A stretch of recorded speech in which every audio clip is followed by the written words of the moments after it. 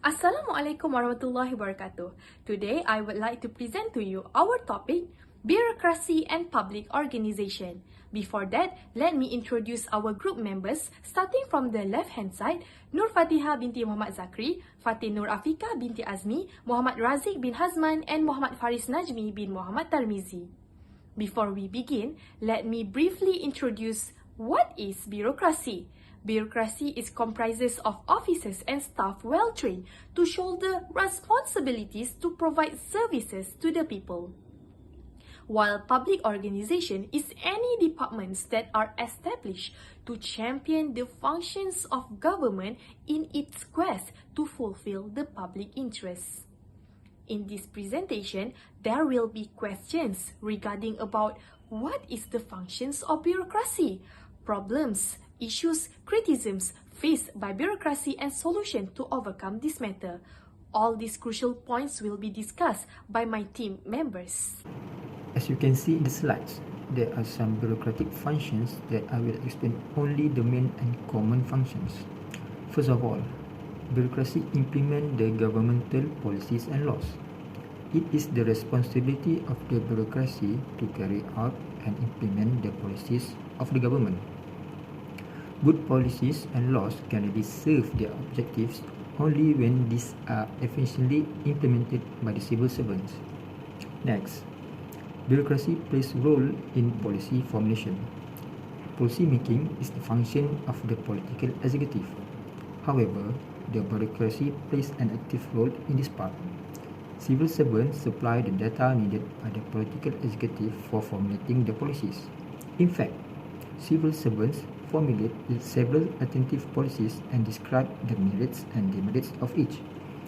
The political executive then selects one such policy alternative as the governmental policy. In addition, running the administration. To run the day-to-day administration in accordance with the policies, laws, rules, regulations, and decisions of the government is also the key responsibility of the bureaucracy. The political executive simply exercises guiding, controlling, and supervising functions. Last but not least, advisory function. One of the important functions of the bureaucracy is to advise the political executive. The minister receives all the information and advice regarding the functioning of their respective departments from the civil servants. They therefore depend upon the advice of the bureaucracy. As qualified, experienced, and expert civil servants working in all government departments, they provide expert and professional advice and information to the minister. That's all from me. I'll pass the baton to the next presenter. Next, I will explain further about the problems, issues, and criticism in bureaucracy and public organization. One of the problems in bureaucracy and public organization is red tape. It is the procedures used in transactions or contacts with an organization that are extensive and often unnecessary. For example, a month-long review processes restrict teams' ability to quickly deliver critical products. Secondly, conflict is also a problem in bureaucracy and public organization. Conflict happens when the agendas of several bureaucratic agencies don't align and they wind up working against each other or fighting over the same concept. For instance, a financial choice is made that impacts a department that does not agree with it. Next, we have duplication. Duplication occurs when more than one person or entity is participating in the same task or makes a choice with apparent coordination. To give an example, each time a customer visits a firm, they must complete out a registration form and then give copies of their ID and address proof to each department in order to be granted entry. Besides that, imperialism is also classified as a problem in bureaucracy and public organization. This takes place when one group or organization wants to establish its line of thinking, doing, and believing on another group. It can be done in a variety of ways, including using pressure techniques. A major corporation that acquires a smaller corporation and attempts to impose its own method of doing business on it is one of the examples for imperialism. Last but not least, waste. Anything in a firm that doesn't produce the desired result is considered as waste. Inefficiencies, unproductive employees, and bad customer service cause organizations to lose money and resources. To set an instance, the time wasted on red tape and the more efficient and effective ways to complete tasks. Be it as it may, bureaucracy is human creation, and just like any human creation, it is not without any issues. Some of the issues in bureaucracy and public organizations are officials become obnoxious, corruption and bribery are common among public authorities, and rules that are unfriendly to the public. Following, we have the criticism in bureaucracy.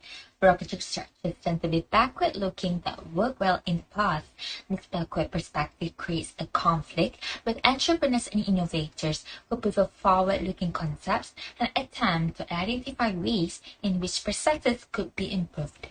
A lack of a sense of belonging, communication and coordination problems, lots of paperwork, and change aversion are some of the censures in the bureaucracy. In conclusion, a bureaucracy that is not structured well can be inefficient and cost more in time and financial resources than it will save. If the flaws within the system can be managed well and rule expansions limited to necessary safety needs, it is an effective system that corporations and governments can use every day. That's all from me. Thank you.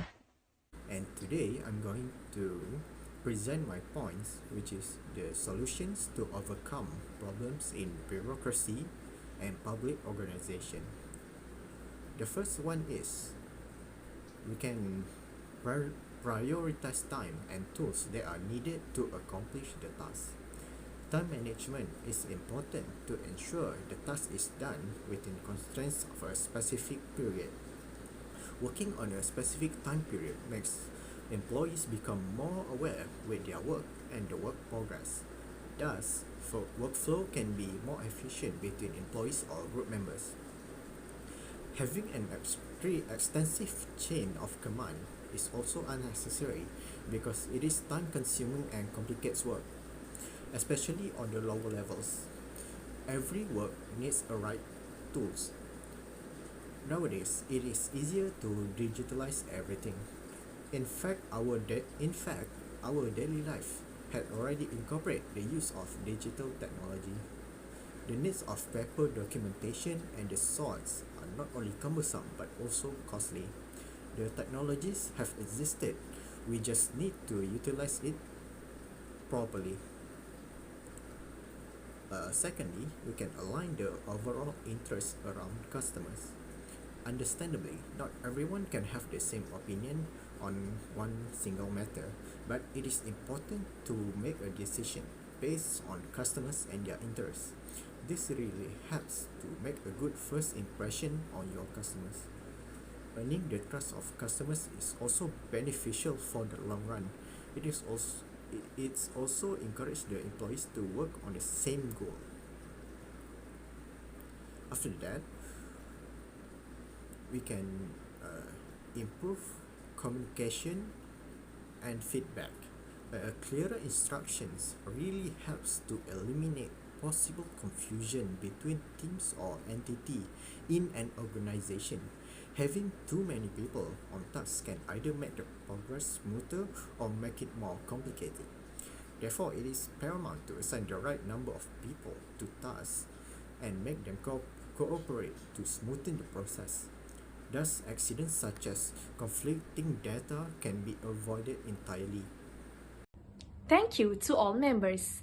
What have we learned from the project carried out is, at the end, we conclude that bureaucracy is basically a specific form division labor, performance, hierarchical coordination, strict chain of command, and legal authority. Public organization also endures challenges to remain relevant in this ever-changing world. New management, techniques, and best practices are sought after every day to ascertain that organizations in the public sector continue their popularity among public. Thus, organizations, big or small, cannot operate in a vacuum. Officers and staff work together to arrive at the organizational goals.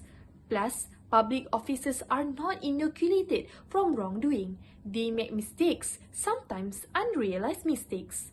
Lastly, organizations are required to continuously update their skills and knowledge to help the public with constellation of issues and predicaments. Thank you.